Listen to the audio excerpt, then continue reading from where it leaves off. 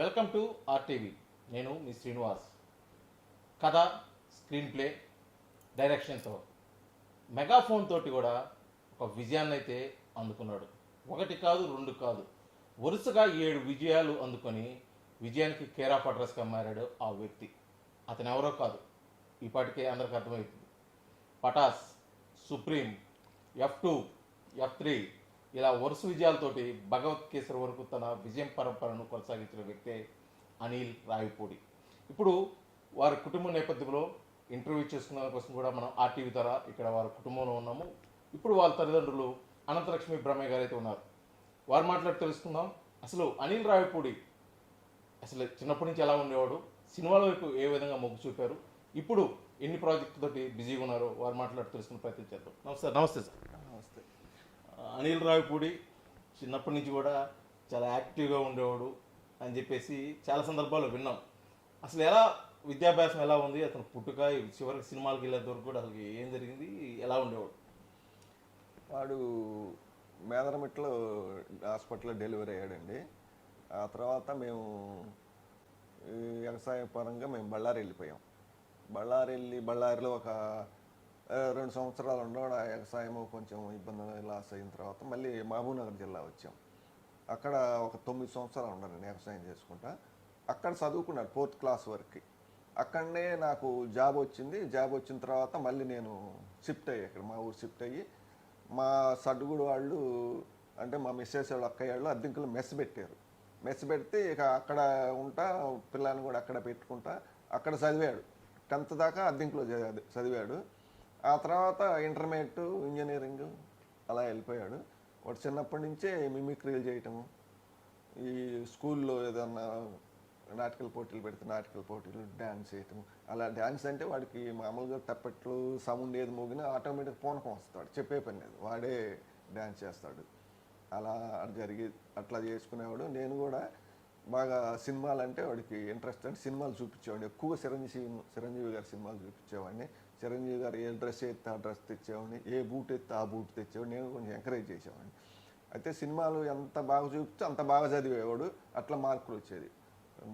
10thలో కూడా 95 అలా వచ్చినాయి వాడికి. ఆ తర్వాత మళ్ళీ ఇంటర్మీడియట్కి గుంటూరు చేర్చాము. గుంటూరు ఇంటర్మీడియట్ అయిన తర్వాత అత్తయ్య గారి కాలేజీలో విజ్ఞానంలో చదివాడు. ఇంజనీరింగ్ అయిపోయిన తర్వాత నేను ఆర్టీసీలో జాబ్ చేస్తా. కొంచెం టైట్ పొజిషన్ నాకు. నేను ఉద్యోగానికి వెళ్తాడని ఆశపడ్డాను. వచ్చి ఉద్యోగానికి కాదు నాన్న, నేను ఇట్లా సినిమా ఫీల్డ్లోకి వెళ్తా అన్నాడు. సరే, నేను కూడా జాబ్ చేస్తున్నాను కదా, జాబు కష్టాలు నాకు తెలుసు, ఇబ్బంది ఏమో, జాబు చేస్తే వాడు ఒక నెలకు 1 లక్ష సంపాదిస్తాడేమో, వాళ్ళ లైఫ్ ఎలా ఉంటుందేమో అని సరేలే అన్నా నేను. సరేలేనో 3 సంవత్సరాలు టైం పెట్టాను నేను. 3 సంవత్సరాలు నువ్వు రికవర్ అయితే రికవర్, లేకపోతే బ్యాక్ వచ్చేయమన్నా. వాడు పోవడానికి కారణం మా మిస్సెస్ వాళ్ళ మేనత్త కొడుకు అని అరుణ్ ప్రసాద్ అని ఉన్నాడు. అరుణ్ ప్రసాద్ అంతకుముందు తమ్ముడు పవన్ కళ్యాణ్తో సినిమా చేశాడు. అప్పట్లో తమ్ముడు, బలేవాడి బాసు, మరి రవి అతనితోటి నవీన్ తోటి చాలామంది దాదాపు ఒక 10 సినిమాలు డైరెక్షన్ చేశాడు అతను. అప్పుడే వాడు ఇది గౌతమ్ ఎస్ఎస్ సినిమా షూటింగ్ నడుస్తుంది. అప్పుడు అనిల్ అప్పటికి వెళ్ళాడు. అప్పుడు వాడు ఏమన్నాడంటే, అన్నయ్య మళ్ళీ నన్ను అనొద్దు, వాడేమైనా చెడిపోతే మళ్ళీ మీరు నన్ను అనొద్దు అని అంటే, నీదేముందలేరా, గైన్ కాకపోతే ఎన్నికి వస్తాడులే అన్నాను. వాడికి వెళ్ళాడు. అక్కడి నుంచి ఇక వాడి దగ్గర నుంచి ఇక చిన్నగా రైటర్ అని అలా అని ఓ 10 సినిమాలు రైటర్గా చేశాడు. ఇక తర్వాత ఇక పటాస్, ఇక జనానికి తెలిసిందే పటాస్ సినిమా. తర్వాత సుప్రీం, రాజా ది గ్రేట్, తర్వాత F2, సర్లే నీకెవరు, తర్వాత F3, తర్వాత మన బాలయ్య బాబు గారితో భగవంత్ కేసరి. ఇప్పుడు మళ్ళీ వెంకటేష్ బాబు తోటి మళ్ళీ సినిమా చేస్తున్నాడు. ఇప్పుడు స్టార్ట్ అయింది ఆల్రెడీ. అదేంటి వాడు చరిత్ర.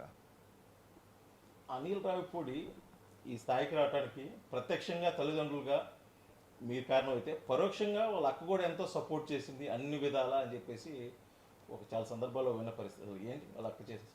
అది కరెక్ట్. అసలు మెయిన్ పిల్లర్ ఆమె. ఈ ఫీల్డ్కి మాకు నచ్చజెప్పి ఈ ఫీల్డ్కి వాడిని తీసుకెళ్ళటం, ఆర్థికంగా వాడికి పూర్తిగా బాగా హెల్ప్ చేసింది. ఏటీఎం కార్డు కూడా, బ్యాంక్ కార్డు వాడికి ఇచ్చింది వాడుకోమని. బాగా హెల్ప్ ఉంది వాడికి, అనిల్కి. వాళ్ళ అక్క హెల్ప్ బాగా ఉంది. ఆమె బాగా ప్రోత్సాహం చేసింది. అది అయితే సాధారణంగా తల్లిదండ్రులు అంటే బిడ్డప్ చదివి మంచి ఉన్నత స్థాయిలోకి అంటే ఉద్యోగం చేయడం లేకపోతే వ్యాపారం చేయడం లేకపోతే ఇతర దేశాల్లో స్థిరపడటం అనేది కామన్గా ఆలోచిస్తారు. ఒక తండ్రిగా మీరు కూడా ఆ విధంగా ఆలోచించారా అనిల్? నేను ఉద్యోగం చేస్తాడని ఆలోచించి నాకు కూడా కొంచెం సినిమాలంటే ఇంట్రెస్ట్ ఉండేది. మా ఆవిడకి బాగా చిన్నప్పటి నుంచి నవలు చదివి ఆమె స్టోరీలు చెప్పుకోవటము ఆమెకి ఉంది. ఇదే వాడికి కొంచెం అబ్బింది. నేను కూడా చూద్దాం వాడు లక్కి ఎట్ట ఉంటుందో అని పంపించాను. ఎందుకంటే మాకు వీళ్ళ మేనత్త కొడుకు ఉన్నాడు కాబట్టి మాకు అవకాశం ఉంది కాబట్టి పంపించాం. అవకాశం లేదు పంపించేవాళ్ళం కాదు. పోయిన తర్వాత వాడు టాలెంట్ భగవంతుడు తోడయ్యాడు, అన్నిటికీ మంచిగా సక్సెస్ అయ్యాడు. అనిల్ రావిపూడి ఇప్పుడు ఈ పొజిషన్లో ఉండటానికి అతను చిన్నప్పటి నుంచే బీజం పడింది ఒక రకంగా చెప్పాలి. ఎందుకంటే వాళ్ళ అమ్మగారి రూపేణ ఆమె నవల్స్ అవి చెప్పడం, మీరు సినిమాలు చూపించడం, ఎంకరేజ్ చేయడం, అంటే విత్ డ్రెస్సులతో సహా షూస్తో సహా ఏది చేస్తే అలా చేశారు. అమ్మ ఇంట్లో అనిల్ రావిపూడి చిన్నప్పటి నుంచి మీతోటి ఎలా ఉండేవాడు?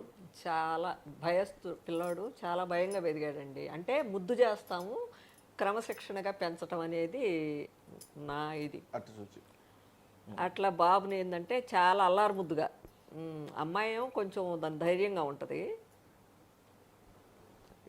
బాబు కొంచెం వీడు చాలా మౌనంగా ఉంటాడు, మెత్తగా. వాడు చదువులో నంబర్ 1గా చదివేవాడు.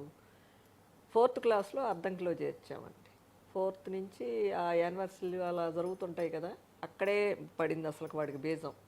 అక్కడ మా బావగారు, అక్కగారు, మా సిస్టర్, ఓన్ సిస్టర్, మా బావగారు వీడిని తీసుకెళ్ళి ఆ స్టేజీల మీద అలా ప్రోగ్రామ్స్ ఇప్పించి ఆ రోజు ఫోటో తీసి మాకు పెడతా, వాటిని చూసి మేము ముచ్చట పడతా. అప్పుడు మేము వేరే చోట కర్నూలు దగ్గర ఉన్నామండి. ఇక మేము బాబు 4th అయిపోయేసరికి మేము అక్కడికి చేరాము అద్దంకి. ఇక ఆ యానివర్సరీ అలా జరుగుతా స్కూల్లో ఆ స్టేజీ ఈ డ్రామాలు వేస్తా, ఆ డ్యాన్స్లు వేస్తా, ఆ పేరెంట్స్ అందరిని పిలుస్తారు కదా, మేమంతా కూర్చుంటే అసలు ఆ బుడుగని ఒక నాటకేశాడు, చాలా బాగా క్వైట్. ఈ పిల్లాడు కింగ్ ఆఫ్ ది కింగ్ అంటే నేను అలా మురిసిపోయేదాన్ని. మా అబ్బాయిని కింగ్ ఆఫ్ ది అంటే వాడిని గురించి ఏ మాట మాట్లాడినా అండర్లైన్ చేసుకుంటాను నేను. అంటే చాలా ఫీల్ అవుతాను. నా ఫీల్ అయ్యే భావం నేను ఎదుటోళ్ళకి పెద్దగా చెప్పకపోవచ్చు, నా మనసులో మట్టుకి ఏదో వాడిని పెద్ద స్థానంలో ఉంటాడు అన్నది నా థాట్.